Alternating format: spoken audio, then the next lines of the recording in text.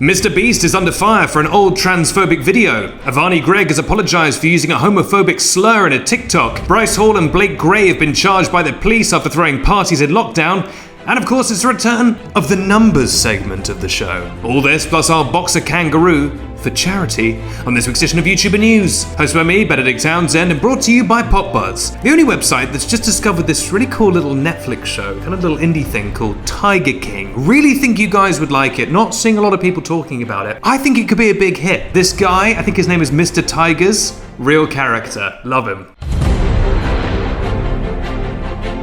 Our first story, MrBeast, the famous YouTube philanthropist, is under fire after an old video of him emerged in which he made an extremely tired transphobic joke. In the clip, which is from 2016, MrBeast, real name Jimmy Donaldson, says, quote, "I was born a tank, but sadly it wasn't one of our 52 genders. Is someone just sitting there and getting paid to think of genders?" Now, for those of you who don't know, this is a variation on the so-called attack helicopter joke, also known as the one joke that transphobic people have. It's where they go like, I identify as an attack helicopter. Does that mean you have to treat me like one? Even though no one in history has ever identified as a helicopter. That's not what it's about at all. But it's the one joke. You'll see it all the time on Twitter. They got one joke and it's that. And sadly, it seems that MrBeast, a good few years ago, made that joke. Now, this clip has naturally stirred up some impassioned responses. One user tweeted, quote, "Transphobia is, was, will never be okay, regardless of the time it happened." While another person said, quote, "I think this is just his ignorance. We were all a bit less educated in 2016. I hope and believe he has grown and evolved since then." But what do you think? I mean, it's tough. I mean, he does a lot of really good things. He planted 20 million trees. He seems like a nice guy, but, you know, the clip is undoubtedly offensive. Do you think that he has changed since then? Do you think he should still be called out for this? You can tweet me at Benedict Town with your opinion, or you can tweet our new fancy shiny official Twitter account at YouTuber News and let us know what you think about this story. Recording from home today, which can only mean one thing. Our studio was destroyed by Godzilla, and hopefully we'll have it rebuilt by next week. But if you're watching Godzilla, don't hurt me, please. Please don't hurt me. Our second story, TikTok star Avani Gregg. Avani? Doesn't work in a British accent. Avani Gregg has apologized after posting a TikTok where she lip-synced to Young Thug's song Thief in the Night, which features a homophobic slur. Now, Avani has 25 million followers, so naturally when she makes a mistake or does something bad, a lot of people are going to notice. And her singing this word, which obviously I'm not going to repeat, shocked a whole lot of people very quickly. Very negative episode today. A lot of people saying slurs. I hope the next story is about some nice YouTube puppies. Definitely isn't though. Now, the weird thing is that Avani covered her mouth for a different, much less offensive word in the song, but then just openly mouthed the homophobic one, which, you know, added to the outrage. One person tweeted, quote, "Avani said the D slur. We can't have anything." But Avani was quick to apologize, tweeting, quote, "For this video, I'm sorry. I did not know the lyrics. I thought it said, hit like the night. I also did not know there was a D slur, so thank you for informing me. I'm sorry again, and I took down the video. Once again, sorry, I genuinely did not know." And she also posted on TikTok, quote, "Once again, sorry, and thank you for informing me. I will not make this mistake again, and will look up the lyrics before making videos to songs I don't know. Sorry again." And it does seem that, you know, unlike most things on the internet, people have seemingly accepted this apology. People aren't too mad. It does seem likely that this was just a pure accident. It would be a bit strange if this was the time she decided to crack out some deeply entrenched homophobia and reveal it to the world, but who knows? But at the end of the day, that's for each individual person to decide how they feel about it. But it seems that by and large, people have mostly forgiven her and moved on. But, you know, there's a lesson here, which is, you know, if you lip sync the lyrics to a song you don't know, as she did, you might accidentally say something offensive. So I think the safest thing for us all to do is just to stop posting lip sync videos altogether, and then we'll finally be safe. So no more of that, and no more dancing while we're at it. Our third story, TikTok stars Bryce Hall and Blake Gray.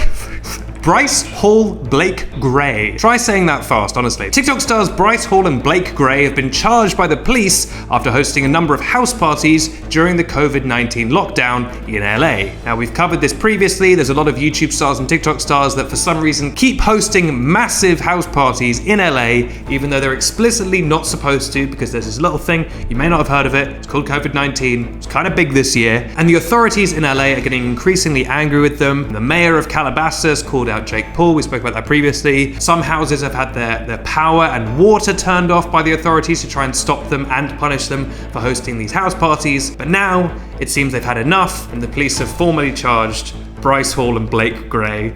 Said it right that time. And now they face prison, maybe, possibly, almost certainly, definitely not. The city of Los Angeles has officially filed criminal charges against Bryce and Blake for violating the, quote, Safer LA emergency order issued at the peak of the coronavirus outbreak, as well as a house party order that forbids, quote, loud and unruly gatherings. Both of them are members of the Sway House, and both of them have a problem where they just can't stop throwing parties.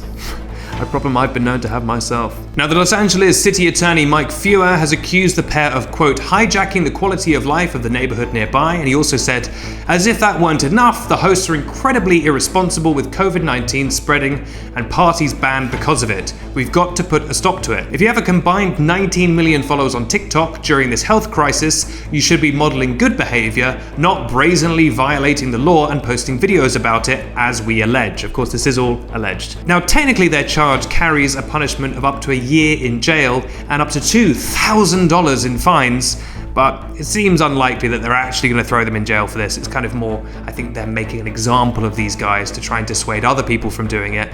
And, a $2,000 fine, TikTokers, will burn $2,000 in a fireplace to keep themselves warm. I mean, $2,000 is nothing to these young rich kids. So it seems that ultimately they're not going to be super punished, but I think this is just LA kind of flexing its muscles a bit to say, please stop throwing house parties, please. Now, seeing as we're not in our usual studio, because of course it was destroyed by Godzilla in a big fight with King Kong, it was actually really amazing. Anyway, because it's been destroyed, it doesn't feel right to do YouTuber Watch. It's a different YouTuber every week, so instead I'm bringing back a crowd favourite, something I do quite often on the YouTuber News podcast, which of course comes out every week on Tuesdays, and that is of course the numbers segment of the show. It's time for the numbers portion of the show. Here is the chunk with this week's numbers. Hi, welcome to the numbers segment. I've got my numbers prepared here.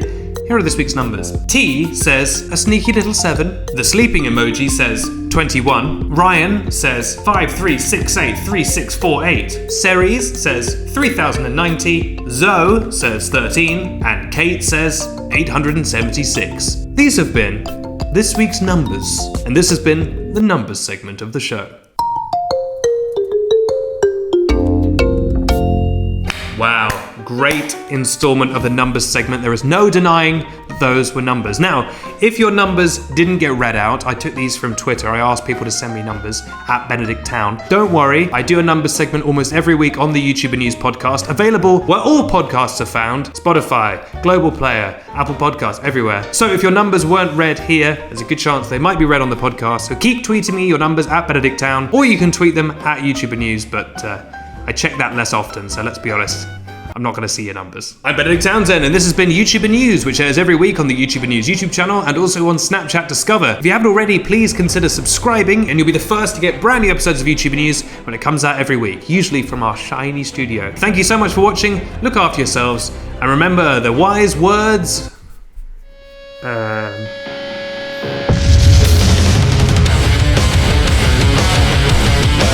A little kitten to everybody. This is Suki. How you doing, Suki?